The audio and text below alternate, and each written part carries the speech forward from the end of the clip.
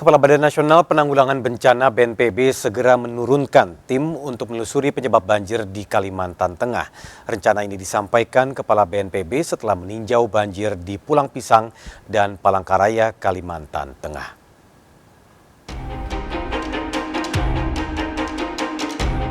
Kendaraan yang nekat menerobos banjir ini mengalami mogok mesin dan terpaksa harus ditarik menggunakan kendaraan lain.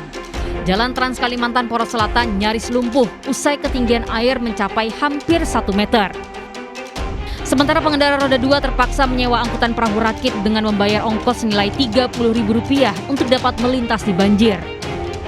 Banjir sepanjang 200 meter yang terjadi di Jalan Trans Kalimantan Poros Selatan atau jalur penghubung antara kota Palangkaraya dengan Provinsi Kalimantan Selatan sudah berlangsung selama beberapa hari terakhir.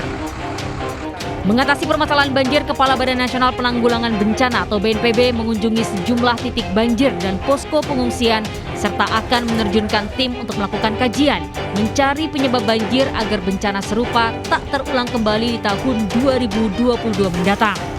Secara singkat memang dialog penyebabnya seperti apa. Di samping curah hujan yang tinggi, juga karena masyarakat ini tinggal di daerah yang rendah, yang sejajar dengan sungai, dan ini masih mungkin kerusakan lingkungan. Banjir tak hanya menghambat aktivitas warga namun juga mengakibatkan arus lalu lintas terganggu.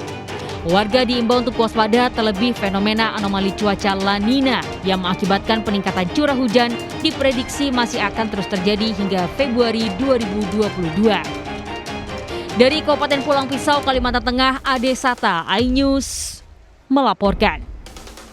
Sementara itu, Gubernur Kalimantan Tengah Sugianto Sabrian menegaskan banjir di sejumlah wilayah di Kalimantan Tengah, termasuk kota Palangkaraya, tidak hanya disebabkan tingginya intensitas hujan. Penyebab terbesar banjir adalah maraknya pembukaan lahan perkebunan kelapa sawit yang beroperasi dekat dengan aliran sungai. Gubernur Kalimantan Tengah Sugianto Sabrian menegaskan selain disebabkan oleh tingginya intensitas hujan, banjir yang terjadi di sejumlah kabupaten di Kalimantan Tengah terjadi akibat maraknya pembukaan lahan perkebunan kelapa sawit dan hutan taman industri yang beroperasi dekat dengan aliran sungai. Pemprov Kalimantan Tengah meminta pihak legislatif dan eksekutif untuk membuat aturan yang baku dan tidak mengizinkan korporasi menggarap lahan di Kalteng hingga ke pinggir sungai yang justru mengakibatkan abrasi. Longsor menyebabkan kedangkalan sungai hingga tidak lagi mampu menampung debit air. Banjir yang menerjang sejumlah wilayah di kota Palangkaraya, Kalimantan Tengah terjadi dalam sepekan terakhir mengakibatkan ribuan rumah di 5 kecamatan terendam dan total 31.000 jiwa lebih terdampak banjir. Pertama, perusahaan-perusahaan korporasi baik pun perkebunan sawit baik pun HTI. Saya bermohon kepada bersama-sama dari pemerintah pusat supaya pihak legislatif dan eksekutif di pusat, pemerintah pusat khususnya, itu yang